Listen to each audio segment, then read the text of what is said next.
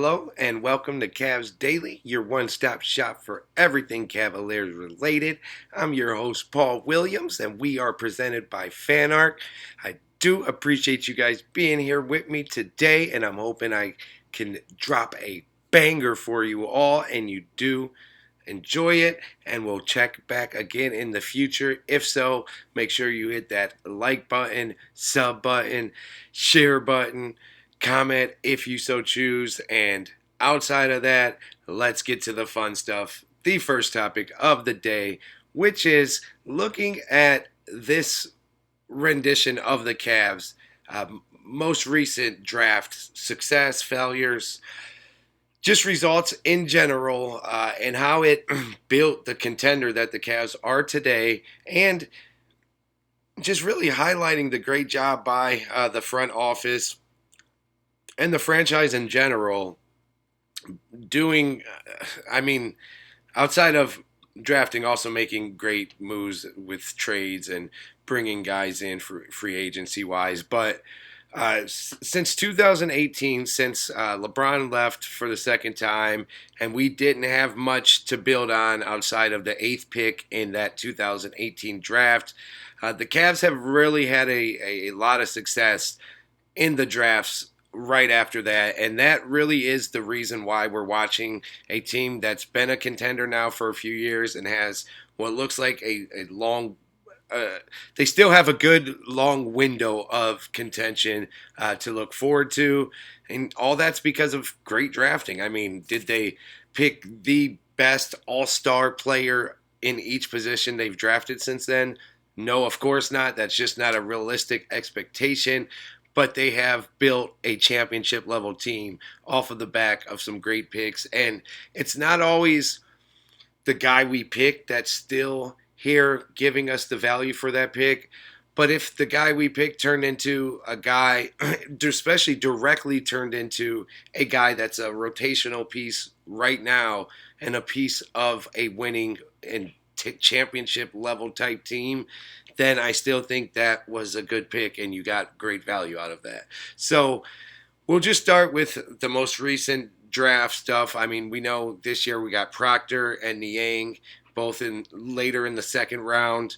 We'll see what happens with that. They're both still very young, and who knows how much opportunity they'll get with this team this year. So to be determined on that. The year before, Jalen Tyson at 20. Weren't a lot of guys that seem just clearly better than him in that area or directly after him. So not mad at that pick. I mean, out of this last year's draft, which Jalen Tyson was a part of, only 4 players averaged double digits this past season. Only 4 rookies scored in double digits. And no one averaged more than 15.3 points per game from that class. So wasn't the strongest class as it is. And I think Tyson does have a lot of potential and can be a very good player. So I'm not mad at that draft pick by any means either. And then if you continue to go back to the year before, again, we were really only drafting in the second round where we were able to pull Amani Bates. The once really highly recruited high school superstar. He was top 5 and a 5-star pretty much across the board throughout his high school career. Had some issues in college and dropped down drastically from where he was expecting to be drafted and what type of career he was expecting to have. But he has shown small flashes, hasn't gotten a real chance on this team to make an impact just yet. So it's kind of hard to fault him. He's looked good for the Canton Charge, but he was a guy with real NBA potential, so he's someone that could still pay off. And when you're taking him with the 49th pick, I don't think there's too much risk there, so not mad at that either. If we go back to 2022, we were very active in that draft, but, I mean, well, we did get something out of it. With the 14th overall pick, we took Abaji from Kansas. We did turn around and trade him in the Donovan Mitchell trade just a few short months later. So We never got to really see him develop, but he's now bounced around a little bit between Utah and Toronto. He's shown flashes when he got time with Toronto the last 2 years, but it was on a losing team, and he's not a big sought after guy, so I don't feel too terrible about getting what I think is max value on him at the time. He was just drafted, he hadn't played in the NBA yet, and I think we got pretty good value there as part of the Donovan trade. So I do still like that pick. Khalifa Diop, we took as well with the 39th pick in that draft. He's to be determined. He hasn't played an NBA game yet. Isaiah Mobley and Luke Travers rounded out that draft, both late second round picks, and both guys who have shown out a little bit in the G League, played a few games on the active NBA roster, but overall have been mostly G League guys. But everyone seems to love Luke Travers, so no knock there. There were a few guys in the spots that we took Mobley's brother, which I think we could put two and two together why they did that. There were a few guys that could have been useful that went after him. Tyrese Martin went after him. I think, no, I don't think I know. Jabari Walker went after him. So did Guy Santos, who's playing for the Warriors. And those guys have all been rotational pieces for their respective teams. So uh, that those aren't things that are going to kill you, but we could have possibly got a guy that could play real minutes on an NBA team. Instead, we got brothers of stars on our team. So as long as Evan's happy, I guess I'm okay with that too. Then in 2019, we scooped up Darius Gar. Oh, I'm sorry. In 21, our only draft pick was Evan Mobley. Got him at third. Come on, W. We don't got to talk about that. Should have been the number one pick. I'll still stand by that. In 2021, Isaac Okoro. Guys after him weren't world beaters, so I'm not really worried about that too much. Killian Hayes, Obi Toppin, Jalen Smith. Those are some of the guys that went after Okoro at 5, and we ended up getting Lonzo Ball out of Isaac. So again, I'm just not mad at it, and I will take that value any day. Then 2019, we scooped up DG, and we also drafted Dylan Windler that year with the 26th pick, and then used a 30th pick we acquired from the Bucks to draft Kevin Porter. In 2018, we got Colin Sexton at number 8, who was a good piece for us and another big piece in the Donovan Mitchell trade, so still held a lot of value for us. And that rounds out like the post-LeBron drafting of the Cavs, which I think is a lot of dubs. I mean, just the core of Evan and Darius right there, and then the pieces like Okoro, who turned directly into rotational guys for us now. I'm very happy with the way the Cavs drafted, and I think they deserve kudos. They found ways to get value out of almost every pick since we lost LeBron, and that has directly correlated into this championship, at least a competitor for a championship, which is very impressive when you start a rebuild from scratch with basically nothing. So kudos to the Cavs. We'll dig into their rebuild a lot more for sure. But yeah, they've been knocking it out as far as drafting goes. Now, no one could be perfect, and that was also the case for the Cavs in some of their drafting in this recent window. We're not going to go back too far because obviously we can just go straight to Anthony Bennett and kind of leave the conversation there.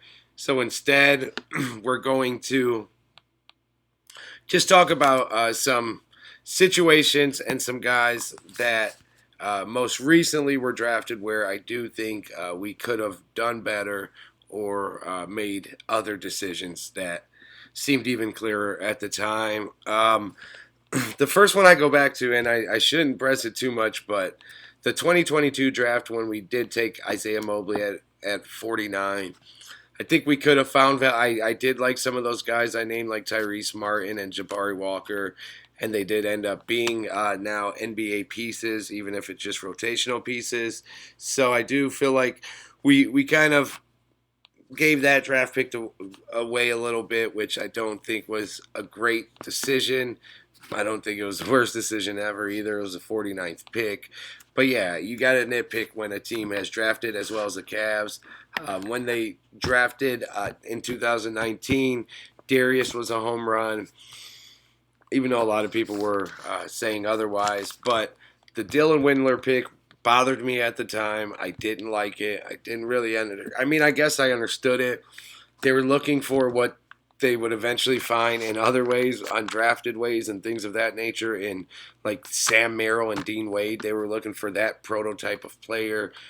But again, they found it without spending a first round pick on that player, even if it was the 26th pick in the draft. Still, the 26th pick could be a very good player or a superstar. You just never know. And that could have been the case in that draft. And I don't think, even at the time, well, I'm not going to say that. Some people did like Dylan Windler at the time, but from what I saw and what I knew, wasn't a huge fan at the time. And he hasn't really turned out to be anything in the NBA.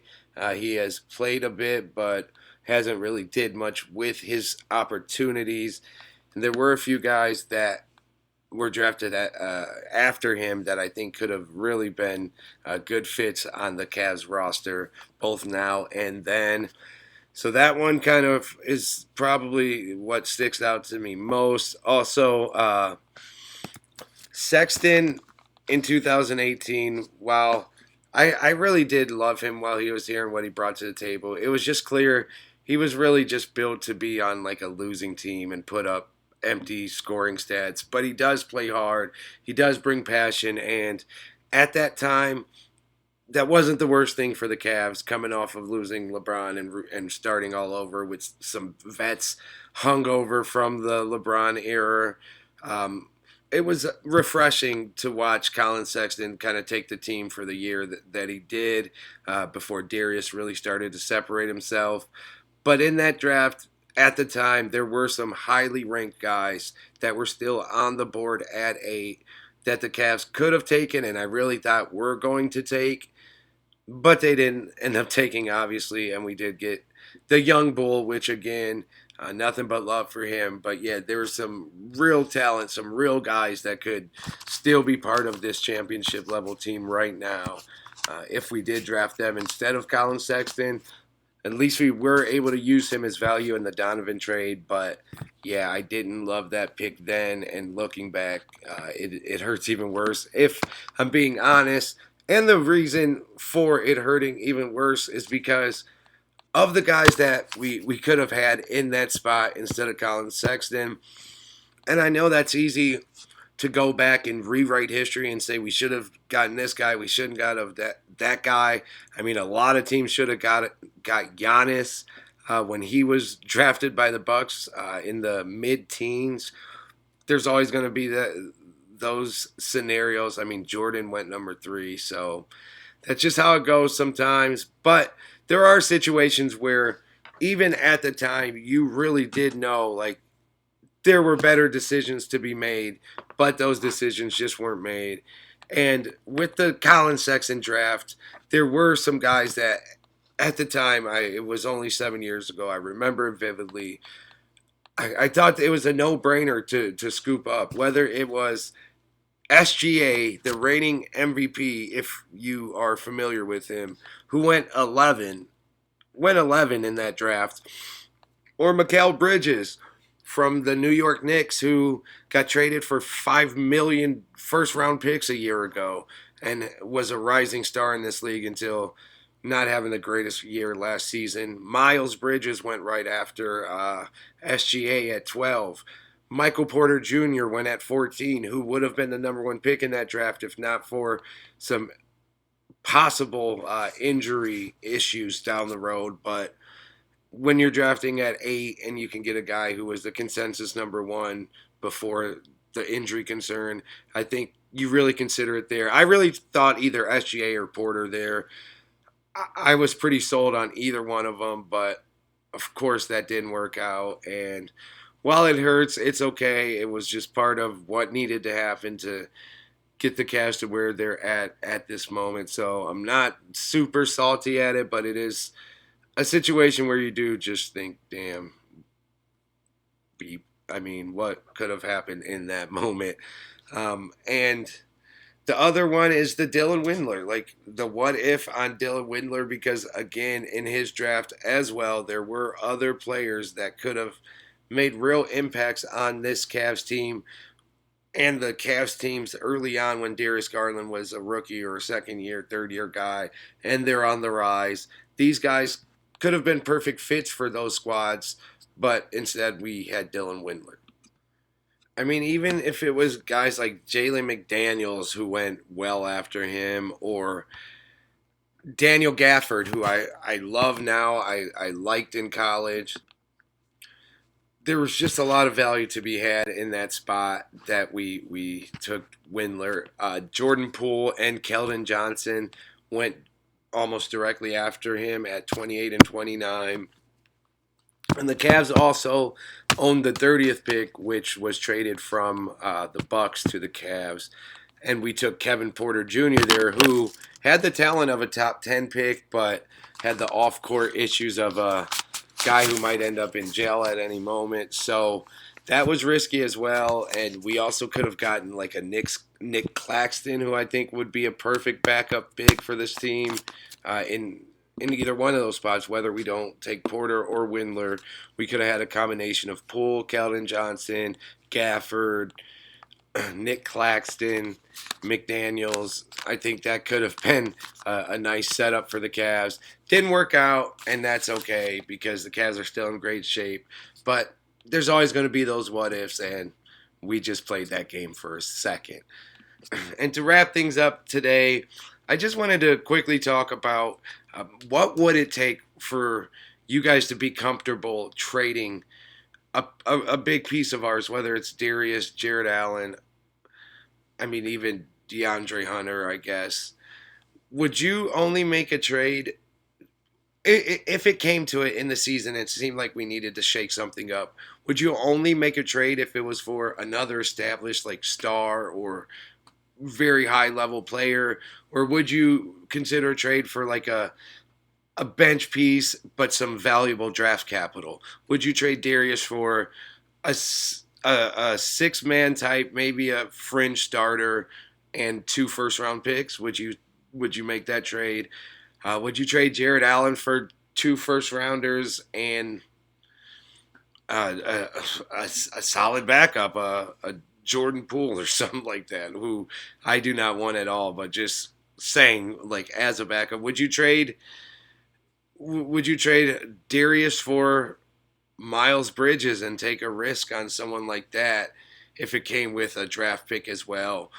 Or would you only trade them for established solid stars that you feel comfortable would meet and fit the criteria of this locker room and what this Cavs team is built of?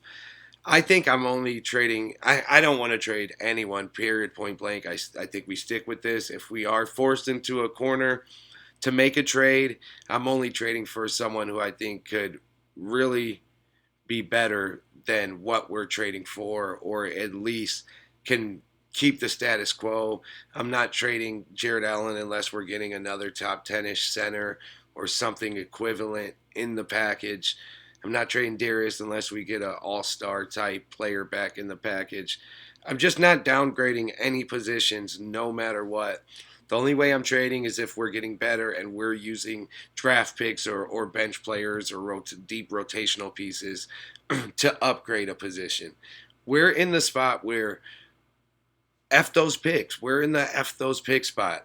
Yeah, we don't have many picks to trade at the moment, but even those, I'd rather be the trader of the picks and getting the guy to help win now than worrying about rebuilding assets for 5, 6, 7 years down the road. We have a window to win right now, and we need to take full advantage of that. So I wouldn't be trading any of our core pieces for anything but clear upgrades, and I'd rather be bringing guys in and worrying about the future later.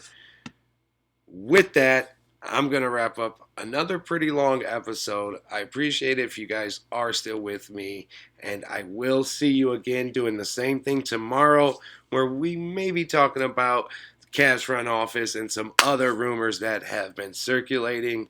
Until then, I hope you guys have a great day, Appreciate you watching.